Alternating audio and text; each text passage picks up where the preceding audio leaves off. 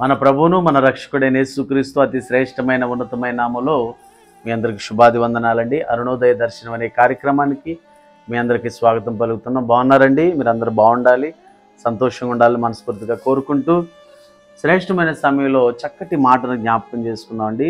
పేతురు మొదటి పత్రిక 3వ అధ్యాయము, పేతురు మొదటి పత్రిక 3వ అధ్యాయము 12వ వచనం ధ్యానం చేద్దాం. చదువుతాను, ఆలకించండి. ప్రభు కన్నులు నీతిమంతుల మీదను, ఆయన చెవులు వారి ప్రార్థనల వైపునను ఉన్నవి. చక్కటి మాట. దేవుని బిడలారా, దేవుడు ఎవరిని ప్రేమిస్తాడు? దేవుడు ఎవరి ప్రార్థనలు ఆలకిస్తాడు? దేవుని యొక్క కన్నులు ఎవరి మీద ఉంటాయి అని మనం వాక్యానుసారంగా ఈ చదివిన మాటను బట్టి ధ్యానం చేయగలిగితే, ప్రభు కన్నులు నీతిమంతుల మీద ఉన్నాయంట.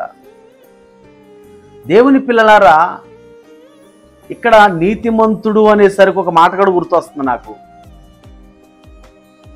నీతిమంతుడు విశ్వాస మూలమును బ్రతుకును అంటే నీతిమంతుడు ఎవరు?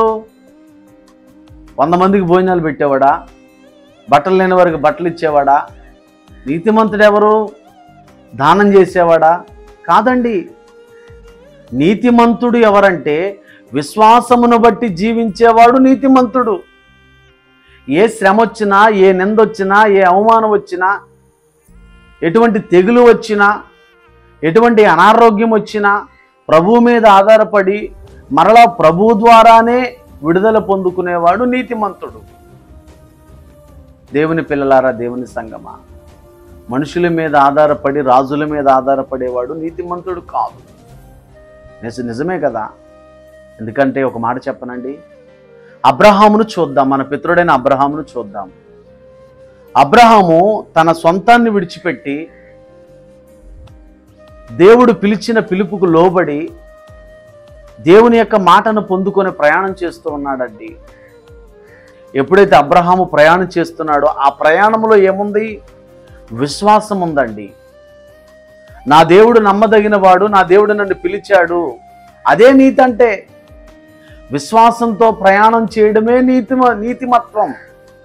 అందుకే నీతిమంతుడు విశ్వాస మూలమున బ్రతుకును జీవించుననే మాటను మనం చూస్తున్నాం. కాబట్టి నీతిమంతుల మీద దేవుని కనుదృష్టి ఉంది. నీతిమంతుల ప్రార్థన ఆయన ఆలకిస్తాడు. దీనిలో ఎటువంటి సందేహము లేదు. అంటే ఇప్పుడు మనకి ఒక సత్యం కూడా అర్థమవుతుంది. ఏంటా సత్యం? ప్రార్థన ఎప్పుడు దేవునికి చేరుతుందయ్యా అంటే, ప్రార్థన చేసే వ్యక్తిలో నీతి ఉండాలి, ప్రార్థన చేసే వ్యక్తిలో యథార్థత ఉండాలి, ప్రార్థన చేసే వ్యక్తి దేవుని వాక్యానుసారంగా జీవించేవాడు అయి ఉండాలి. దేవుని బిడలారా, అయ్యా మీరు చెప్పేది బాగుంది అంటే పాపుల ప్రార్థన దేవుడు వినడా?